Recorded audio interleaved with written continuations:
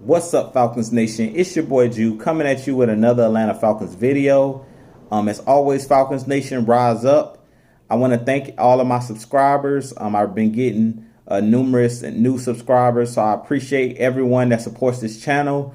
As you know, we take on the New Orleans Saints on this coming Sunday at 1 p.m. In New Orleans at the Superdome.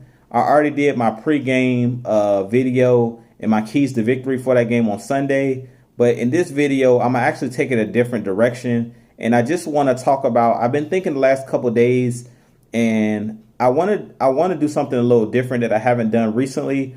I want to do, for the next 8 games, I want to talk about who I believe could possibly be breakout players on this team.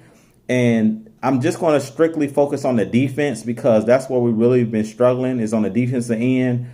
And then if you really like this video, leave the comments below, and I might do a breakout players for the offense as well if you enjoyed this video. But I've really been thinking the last couple of days about our defense and getting ready for this game against the Saints, and thinking about the first 8 games of the season and what has transpired so far this season. And that's what made me want to do this video. So you can tell me in the comments what you thought about the video, but it was some breakout players I want to talk about, or players that I expect to break out within the next 8 weeks. Players that I've seen making improvement gradually between the first 1 through 8 weeks of the season, the first 8 weeks of the season. Some things that I saw by just watching tape and things of that nature on these players, and watching the games and stuff like that from the first 8 weeks. And there's a couple players that I want to hit on that I think could possibly break out in this this next 8 game stretch, and why I believe this defense will be improved the next 8 games of the season. And I believe we're going to win some games and go on a win streak here. So let's jump right into the video. The first player that I think is going to break out or could break out is Isaiah Oliver. As you know, Isaiah Oliver is a second-year cornerback for the Atlanta Falcons. He struggled the first couple weeks of the season, or through the first 8 weeks of the season. For the first 5 or 6 weeks, he took his lumps as being a first-time starter. We did cut Robert Alford, who was playing on the other side of Desmond Trufant for all of these years.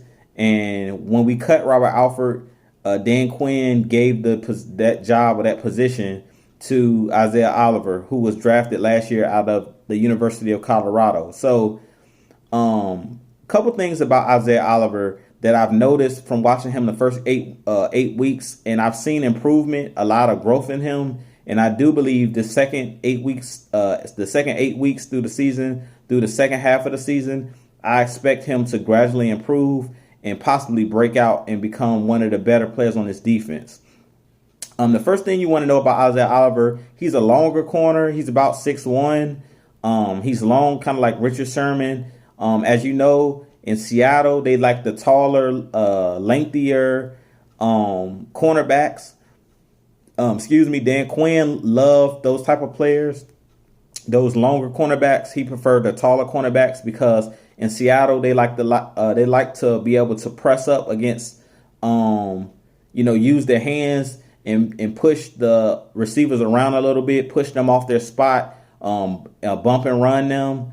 Bump and run coverage and things of that nature. When Dan Quinn was in Seattle, they preferred the bigger corners like a Brandon Browner they used to have over in Seattle with Richard Sherman, those taller guys. Cam Chancellor was their safety, and he was a tall safety, like 6'2", 6'3". So they like bigger secondary players. And Isaiah Oliver, when they drafted him, Dan Quinn saw him as like a Richard Sherman type with the length that he has, very long arms, very rangy. So I do have respect for Isaiah Oliver. After watching him over the 8 week span, I have seen him grow, huge growth in him. The main thing that I've seen out of Isaiah Oliver is the confidence. The first couple games of the season, you could tell that he didn't really have any confidence. He was really nervous. He was really, like, anytime a play was made on him, whether it was a penalty, he would hold his head down and things of that nature. He was making the same mistakes over and over and over again for the first couple weeks. And then I started to watch him after like week 5, week 6, week 7, and week 8. For like between week 6 and week 8, I seen him make gradual leaps and bounds. I seen him make growth. One of the things that I noticed by watching Isaiah Oliver over that first 8-week span, at first he was the type of player where he would face guard a lot. He would never look for the ball. He would never turn his head when the ball was coming. He would always face guard the offensive player, the receiver, or the tight end. He would always face guard. And against Seattle, mainly, that was a game where I seen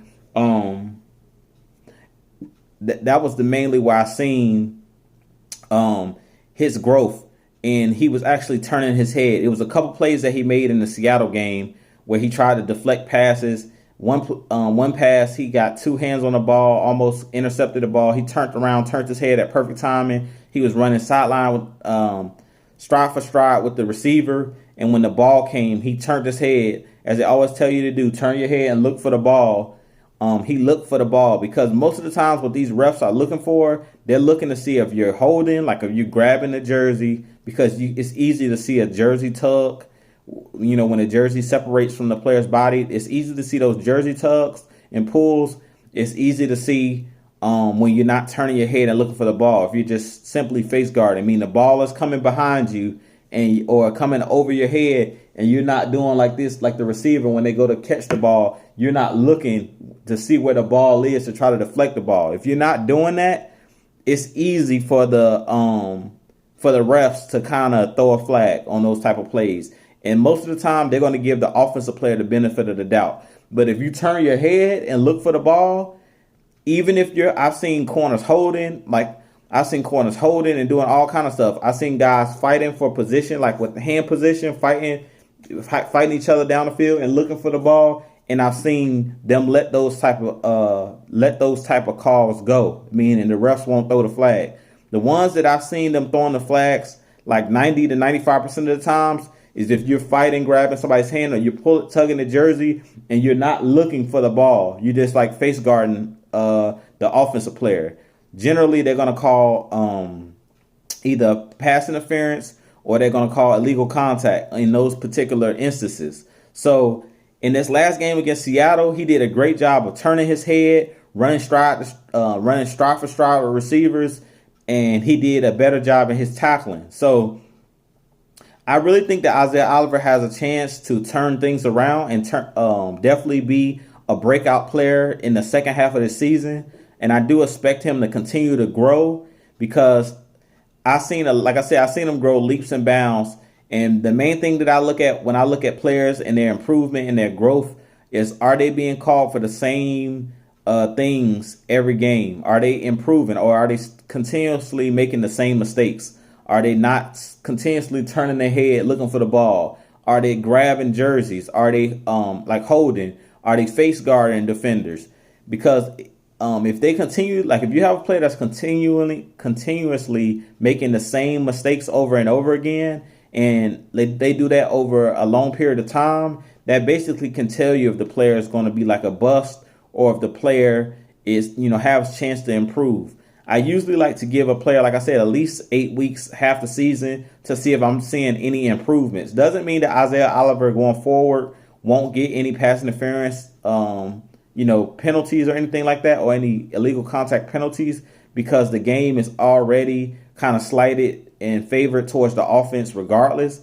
So I wouldn't be surprised if he got a PI or, a illegal contact penalty going forward, because the best of the best, like Patrick Peterson's of the world, Richard Sherman's, whoever you consider the best defensive backs, Darius Slay for the Lions, even they get called for PI occasionally. So I'm not going to be upset if I see him getting called for illegal contact or pass interference. The things that I am going to get upset about is if you're continuously making the same mistakes and the same errors with no improvement. But over the 8 weeks span, like when we got to about week 6, I saw Isaiah Oliver making growth where he wasn't continuously making those same mistakes. He was improving. So I think that he definitely has a chance to break out for this Atlanta Falcons team. The next player that I think has a chance to break out in the second half of the season is his running mate that's been running on the other side of him, which is Kendall Sheffield, who is actually a rookie this year out of The Ohio State University. And when I watch Kendall Sheffield play, to me, he's kind of built like Rocky or Robert Alford that was we recently cut last year. To me, when I watch Kendall Sheffield play, he reminds me of Robert Alford. And the reason I say that is he's a shorter corner. He's not like 6 feet. He's like 5'10", 5'11". But he's very fast. He's very explosive. And that's the difference between him and Isaiah Oliver. Then that was another thing that I didn't mention, but the difference between Isaiah Oliver and Kendall Sheffield to me is a more explosive athlete. Isaiah Oliver is just long, kind of tall, long arms, rangy, but he doesn't have the speed that a Kendall Sheffield or a Robert Alford had. Robert Alford was a 4.2, 4.3 guy with running his 40. And that's the same thing with Kendall Sheffield. He's like a 4.3 guy. He ran track at Ohio State, and he's a very fast guy. He's very fast. So Kendall Sheffield is a very explosive athlete, can jump, has a great vertical. He also can play great man coverage. I don't know if you've seen some of the coverage that he played in that Seattle game. He was another one that I've seen growth out of, even though he's only started, I believe, like three or four games at this point in his career. He's looked good. He's looked better. Like he's been improving. The first game, I could tell when he got out there, it was just like he was trying to figure things out. But one thing that I can say about Kendall Sheffield, to me, when he first started playing, to me he had more swagger than Isaiah Oliver when Isaiah Oliver made his first start this year. And that might just have something to do with him going to a bigger university where he feels like he's played against the best type of competition. Because, Ohio State plays against the SEC and like bowl games and stuff like that. And where Isaiah Oliver playing at Colorado University, he didn't see all of the best athletes. He's seen some of them playing for the Pac-10, but he didn't see, or the Pac-12, but he didn't see as good as talent as you see when you playing in the Big Ten. Like the Big Ten, you see good talent all the time. So Kendall Sheffield is used to playing against the cream of the crop because Ohio State usually every year plays one of the toughest schedules. So one thing that I noticed about Kendall Sheffield ever since he's made his first start is he's kind of always had that mojo or that swag where he's not afraid of the moment. And he usually relishes under pressure. He seems like he handles the pressure well, and he doesn't get overcome or overtaken or overwhelmed by the pressure. So that's one thing that I love about seeing Kendall Sheffield. For him to be a rookie, he doesn't play like a rookie. He looks like a 2 or 3 year player when I watch him play. Some of the things that he just has to learn, and the same thing with Isaiah Oliver. It's like learning the route tree and learning route concepts for the NFL. That was one of the things that's hurting Isaiah Oliver and that's hurting Kendall Sheffield, and really that's been hurting this young secondary this whole season is knowing route concepts and knowing what tendencies players have, what they like to do. Do they like to go deep? Do they like to run shallow crosses? Do they like to whatever? Do they catch a lot of screen passes and get yak yards? So it's about basically knowing your opponent. So with Kendall Sheffield, like I said, he reminds me of Robert Alford. Since the word go, he's been looking for the ball. Like when the ball's thrown, he's been known to turn his head and look, put his hand up, and look for the ball. Other than Isaiah Oliver, he started doing that the first week I seen Kendall Sheffield playing. He wasn't doing a bunch of face guarding. He was looking for the ball. So I just think that comes from him playing against tougher competition in the Big Ten. And I also believe that Kendall Sheffield believes in his speed, meaning if somebody get past Kendall Sheffield, he knows that he has the speed to catch up to the person. Even when the ball's in the air, he doesn't panic when the ball's in the air. Where I've seen Isaiah Oliver kind of grab players and stuff grab players and things of that nature when he feels like he's beaten on the play, because Isaiah Oliver is not the fastest guy. He's just a long guy, meaning most of the plays that Isaiah Oliver makes on the ball is with his long arms of ripping the ball out of the opponent's hand or batting the ball down. Where Kendall Sheffield, what I noticed with him is most of the time he looks like he's a ball hawk. Like he's trying to go and make an interception or make a play on the ball. It's not just, oh, let me bat this ball down or let me just make a solid tackle. It's like I'm going for the big play. And that's what reminds me of Robert Alford, because Robert Alford was a player that he would get beat on double moves and stuff like that because he was a player that liked to play off and he liked to watch, peek in the backfield and see what the quarterback was doing. So he was a better zone corner than a man corner. Robert Alford could play man, but he preferred to play zone coverage because he liked to watch the eyes of the quarterback and he liked to jump routes and things of that nature. And that's how he got that pick six in the Super Bowl against Tom Brady, when Robert Alford was basically cluing. He was like the robber on the play. He was cluing in the backfield to see where Tom Brady was going with the pass. And then when he threw the pass, he was able to jump it because he had great speed. And that's one thing that I'm noticing with Kendall Sheffield is Kendall Sheffield is one of those type of players where he watches where the ball is being thrown and he looks for the ball. He looks to make plays on the ball. And he also is an aggressive player coming downfield. When it's time to make tackles, the only thing that I can say with both players, Kendall Sheffield and with Isaiah Oliver, is they have to do a better job at taking better angles when they come down and make tackles, like in the run game. Meaning when a running back is running towards the outside and the defense has forced them outside, when they come down and make those tackles, they have to do a better job at coming down at a better angle so they have a good tackling angle. Because I know for a fact Desmond Trufant, who is a veteran on his team this year, has whiffed on a lot of plays when he was coming down to make a tackle, whether it's against Tennessee when he tried to tackle that guy Brown in the middle of the field and he basically took a terrible angle and Brown was able to go down and score, or whether it's in the run game where he's coming up in run support to try to make a tackle on the edge and they're just not making the plays. Basically they're taking bad angles and things of that nature and overrunning plays and getting juked, in the plays. With that being said, those are the first two players that I expect that could possibly break out in the second half of the season and have a couple picks. The next player that I think that could have a breakout, and this is if he plays and comes back from injury, because I believe he's injured right now, and that's John Kaminsky.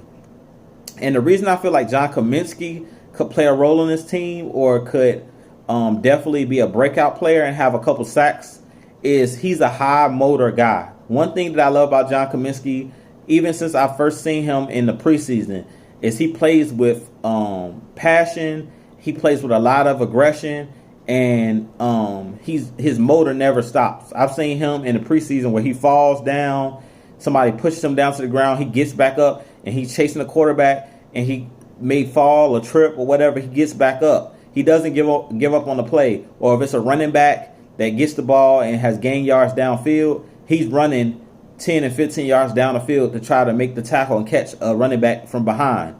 Just like he reminds me a lot of Grady Jarrett with his motor. I'm not saying he's Grady Jarrett, because to me Grady Jarrett is a top 10 inside player in the NFL in general. Like I feel like Grady Jarrett is a top 10 defensive lineman in the whole league. But John Kaminsky, he puts me in the mind of a poor man's Grady Jarrett because he plays with a very high motor. He doesn't give up on plays, even if he gets knocked down by offensive linemen or if he gets pushed out of an angle, like pushed out of a play, meaning he overruns a play and the offensive line pushes him past the quarterback or the running back. He tries to run and rally towards the football. He runs back up the field and what they call it is tracing back the steps. Basically, he'll trace back the running back. So if the running back or the quarterback has stepped up in the pocket and take off running down the field, or if the ball is handed off and he gets pushed in the backfield, like on a trap play, and the running back is up, down through the secondary, you see number 50, John Kaminsky, trying to run down the running back from behind, which a lot of defensive linemen, once the running back or the quarterback get past the first level, they stop running. They look and see where the guy has ran to, but they don't continue to run. I've seen Grady Jarrett do it numerous times this year where a guy running back will break a nice run, and it looks like they're going to, go for about another 10 to 15 yards, and Grady Jarrett, and they're trying to juke secondary players or second level players, linebackers, whoever. And I've seen Grady Jarrett chase that running back or that quarterback down from behind. So to me, playing with a high motor, and that's one thing that I love about John Kaminsky. Now, I don't know about playing John Kaminsky in the inside because to me, John Kaminsky looks a little bit smaller than I thought he was originally. He's tall, but he doesn't have the girth. He doesn't weigh a lot. He's just a tall player. He's not really big. So, and he doesn't have a lot of girth. So if I was Dan Quinn, I think the best role to play John Kaminsky at would be at defensive end, where he's setting the edge and where he's rushing the passer. And I would like to see him get some of Vic Beasley snaps to keep Vic Beasley fresh, and also to help because Vic Beasley really hasn't done his job this year about getting pressure on the quarterback. And that's the huge difference that I noticed too. Another thing with Vic Beasley, to me, Vic Beasley doesn't play with a high motor. It's just like Vic Beasley is like very lackadaisical. Like once a player gets by Vic Beasley, he doesn't do a good job of tracing back the steps or a good job of chasing down the offensive players. And once they're past him, he doesn't do a good job of running down the field. He doesn't give that extra effort that I see out of a Grady Jarrett or I see out of a John Kaminsky. But John Kaminsky is definitely a bright spot on his team.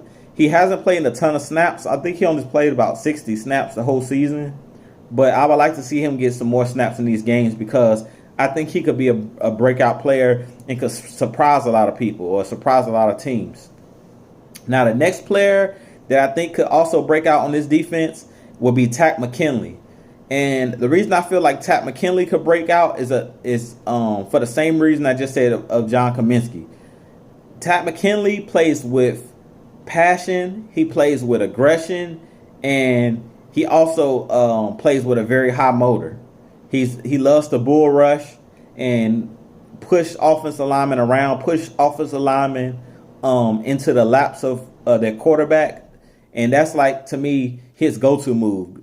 Takk McKinley's go-to move is the bull rush. Now, one thing that I would like to see out of Takk McKinley going forward is him developing like a swim move or a club chop move or something like that, or the wax on, wax off, like you see with Adrian Claiborne, that club chop that Chuck Smith always talks about, where you go in and you chop the offensive either tackle, whether it's a right or left tackle, or the offensive lineman's arm when they try to grab onto you. Takk McKinley and Vic Beasley needs to learn how to use their hands on defense. I don't think they use their hands well enough because Takk McKinley has a ton of pressures. When I went and looked at like his PFF, the grades for the PFF for all of our defensive players, Takk McKinley and Grady Jarrett have the most pressures. But I believe Takk was number 1 and Grady was like number 2 on pressures, getting pressure on the quarterback. So he's not getting a ton of sacks. He doesn't have a ton of sacks on the year, but he's getting pressure. He's just not getting home completely. Like the ball's being thrown a second or a slight second before he normally can get there.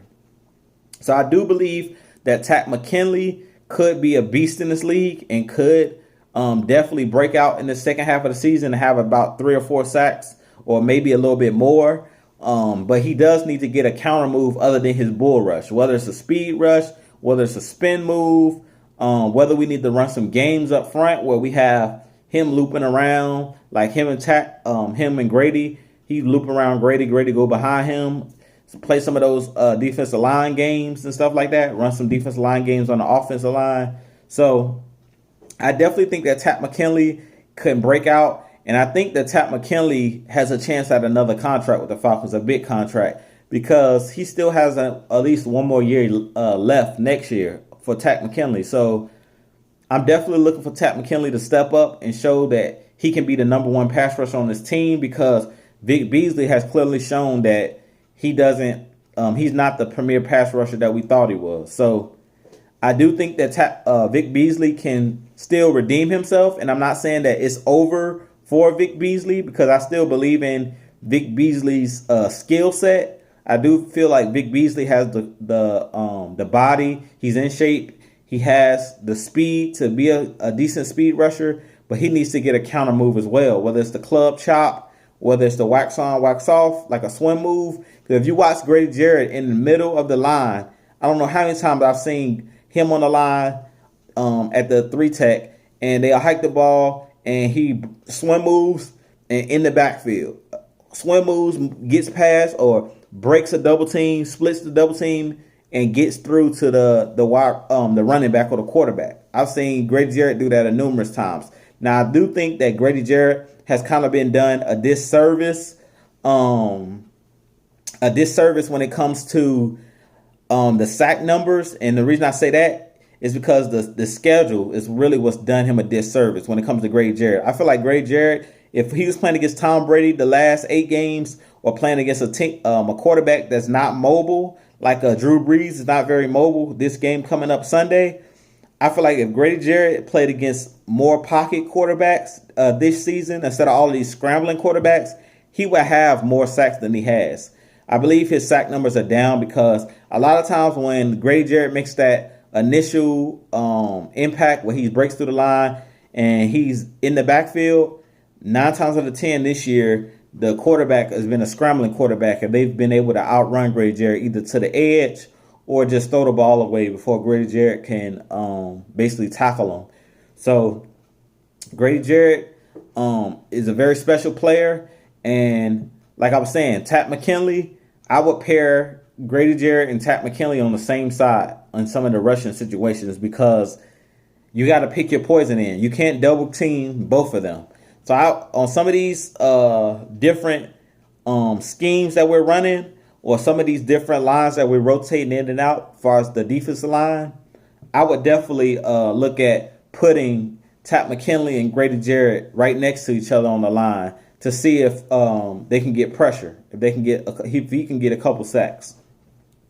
Now, with that being said, one more player that I feel that could possibly break, well, 2 more players, but the next player I think that could possibly break out, which is the 4th player or the 5th player, is Afoye Oluokun. And I put like an asterisk by his name. And the reason I said that I feel like it's an asterisk by his name is because we're still playing Devondre Campbell for whatever reason. I don't know why Dan Quinn is continuously playing Devondre Campbell at this point, and he's proven that he's not basically a starting linebacker anymore, or he's not the best fit for this Atlanta Falcons team. Personally, I don't think he's the best fit anymore because he doesn't do well in coverage, and that's what the type of scheme it requires the linebackers to be able to cover and be able to run with tight ends and run with running backs and be able to do it all. And I don't feel like he's been doing that. I don't feel like Devondre Campbell's been getting the job done. He's been showing that he has low IQ. It doesn't look like he's watching the film or he's paying attention in practices, because I've seen too many games where he's standing there in the middle of the field guarding nobody and we're in a zone, or he's dropping 20 to 30 yards in the coverage and the running back catches a swing pass and runs for 30 to 40 yards. In that one game when he did that, I think it was against Arizona, where him and Deion Jones both dropped back to the middle of the field, and Devondre Campbell was supposed to be covering the running back.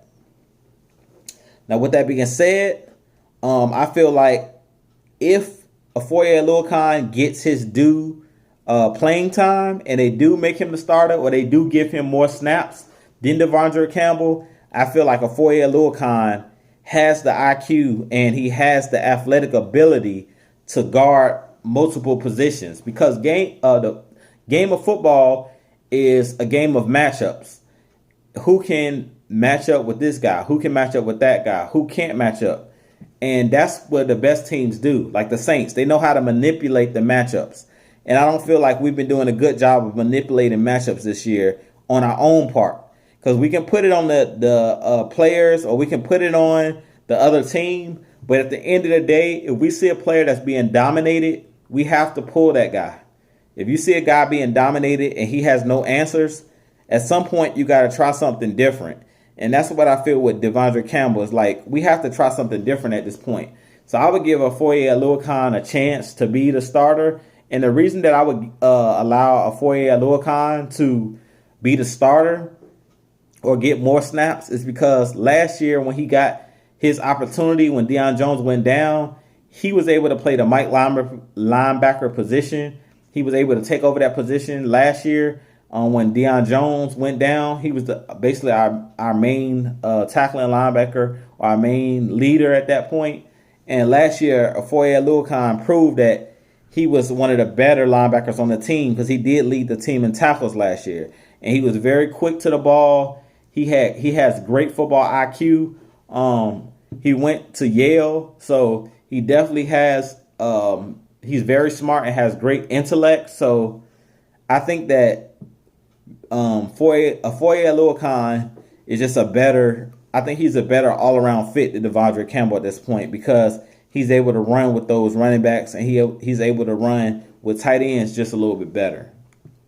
With that being said, and also I wanted to mention Afoye Aluakon also has a lot of background in coverage in playing secondary because at Yale he not only played a linebacker but he played safety. So he's rangy and he has the speed and he knows the game. If he was to have to move his position, he could do it. Now, the last player that I think could possibly break out is Damontae Kazee. And the reason I say that is because I've noticed lately that Damontae Kazee has been pushed back or moved back to the safety position, which I think is a smart play. I was saying that when Keanu Neal went down with injury, that we should seriously consider playing Ricardo Allen and Damontae Kazee at the safety positions together. And it looks like that's what Dan Quinn is getting ready to do. He's getting ready to start it where,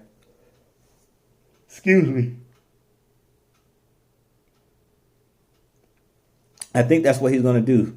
I think that Ricardo Allen and Damontae Kazee, I read an article that says that they're sticking with that lineup where Damontae Kazee now will move back to the free safety position where he played last year, and he led the league with, I think, 7 interceptions.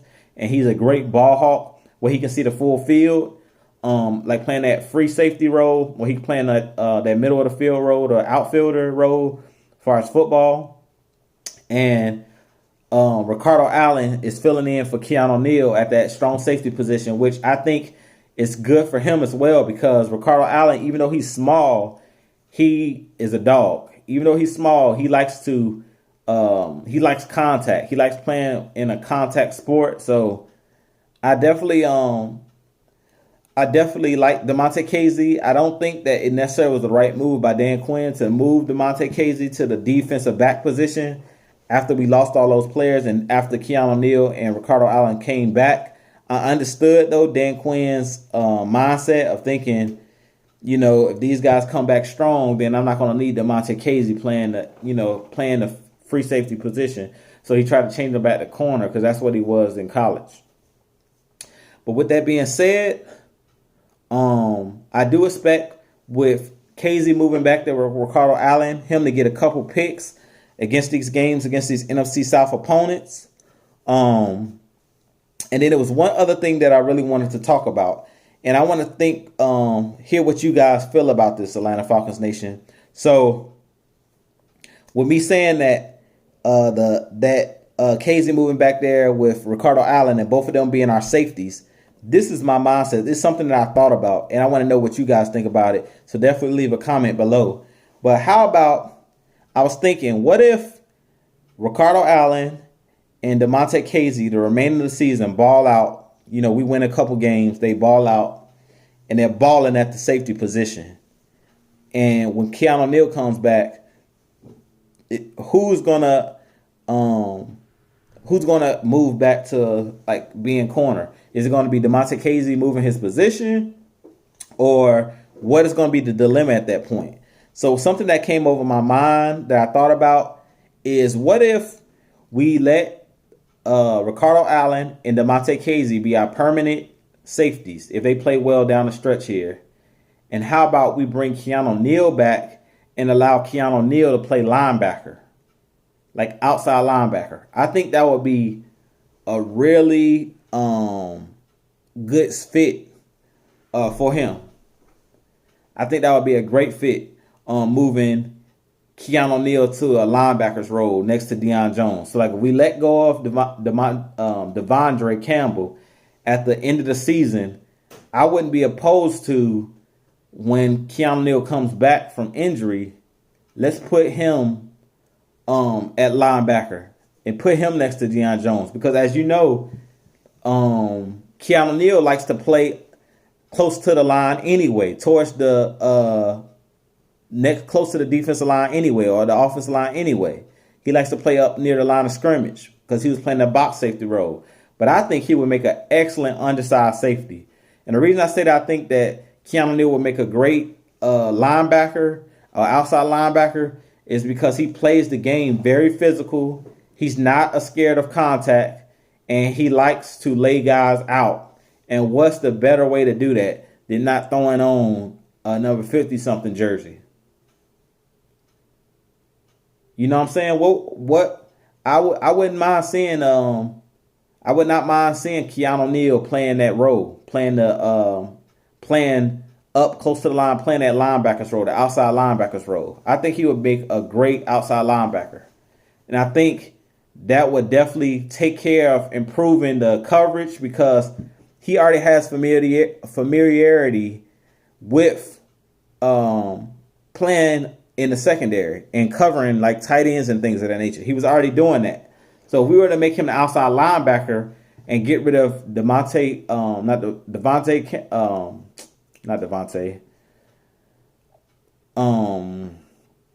it keeps slipping my mind, y'all.